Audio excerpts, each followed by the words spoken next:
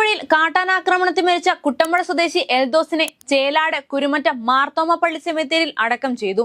ജോലി കഴിഞ്ഞ് ഇന്നലെ രാത്രി വീട്ടിലേക്ക് വരുന്ന വഴിയാണ് എൽദോസിനെ കാട്ടാന ആക്രമിച്ച് കൊലപ്പെടുത്തിയത്. വഴിവിളക്കുകളില്ലാത്ത സ്ഥലത്താണ് കാട്ടാനയുടെ ആക്രമണം ഉണ്ടായത്. മൃതദേഹം തിരിച്ചറിയാൻ പോലും സാധിക്കാത്ത രീതിയിൽ ഛിന്ന ഭിന്നമായിരുന്നു. എൽദോസ് നേരിട്ട് അതിക്രൂരമായ ആക്രമണമെന്നാണ് പോലീസ് റിപ്പോർട്ടിലെ കണ്ടെത്തൽ. നാട്ടുകാരുടെ പ്രതിഷേധം കണക്കിലെടുത്ത് ഇന്ന് തന്നെ ക്നാച്ചേരിയിൽ ട്രെഞ്ചിങ് ജോലികൾ ആരംഭിക്കും. വയനാട് മാനന്തവാടിയിൽ ആദിവാസിയെ 1/2 കിലോമീറ്ററോളം റോഡിലൂടെ വലിച്ചിഴച്ച സംഭവത്തിൽ പ്രതികളെ പോലീസ് പിടികൂടി. ഹർഷിദ്, അഭിറാം എന്നിവരാണ് പോലീസിന്റെ പിടിയിലായത്.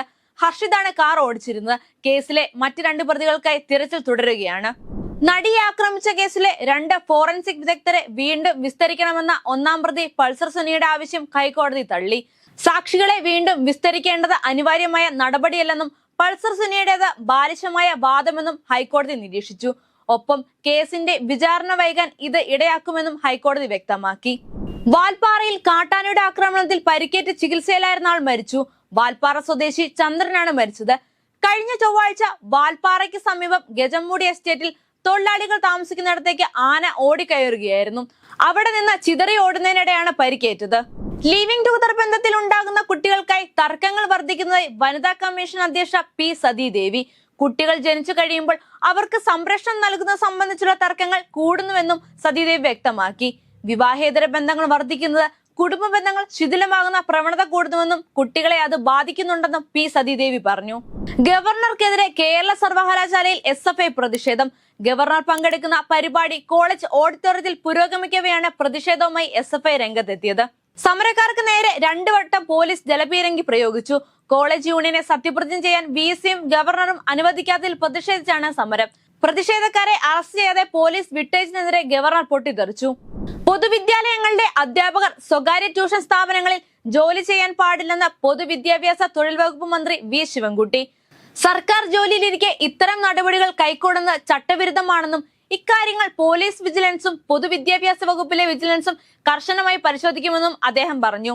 കുറ്റക്കാരെന്ന് കണ്ടാൽ കർശന നടപടി കൈക്കൊള്ളുമെന്നും അദ്ദേഹം ചൂണ്ടിക്കാട്ടി. സമൂഹ മാധ്യമങ്ങളുടെ അപകീർത്തിപ്പെടുത്തിയെന്ന കണ്ണൂർ മുൻ ജില്ലാ പഞ്ചായത്ത് പ്രസിഡന്റ് PP ദിവ്യയുടെ പരാതിയിൽ പോലീസ് കേസെടുത്തു. ADM നവീൻ ബാബുവിന്റെ മരണവുമായി ബന്ധപ്പെട്ട് സമൂഹ മാധ്യമങ്ങളുടെ അപകീർത്തിപ്പെടുത്തിയെന്നായിരുന്നു ദിവ്യയുടെ പരാതി. സിറ്റി പോലീസ് കമ്മീഷണർക്ക് നൽകിയ പരാതിയിൽ കണ്ണൂർ വനിതാ പോലീസാണ് കേസെടുത്തത്. മുല്ലപ്പെരിയാർ അണക്കെട്ടിന്റെ ജലനിരപ്പ് 152 അടിയാക്കി ഉയർത്തുമെന്ന തമിഴ്നാടിന്റെ പ്രസ്താവനയെ ചോദ്യം ചെയ്തുകൊണ്ട് ജലവിഭവശേഷി വകുപ്പ് മന്ത്രി റോഷി അഗസ്റ്റിൻ പ്രതികരിച്ചു. ഇതിനുള്ള അടിസ്ഥാനം എന്താണെന്ന് മനസ്സിലാക്കാനാകുന്നില്ല എന്നും പാട്ടക്കരാറിന് പുറത്തുള്ള കേരളത്തിന്റെ 1 ഇഞ്ച് ഭൂമിയും വിട്ടുകൊടുക്കാൻ തയ്യാറല്ല എന്നും അദ്ദേഹം വ്യക്തമാക്കി. കേരളത്തിന്റെ താല്പര്യം പുതിയ ഡാം നിർമ്മിക്കുന്നതിലാണെന്നും വിഷയത്തിൽ 2 സംസ്ഥാനങ്ങളുടെയും താല്പര്യം സംരക്ഷിക്കപ്പെടണമെന്നാണ് കേരളത്തിന്റെ നിലപാടെന്നും മന്ത്രി കൂട്ടിച്ചേർത്തു.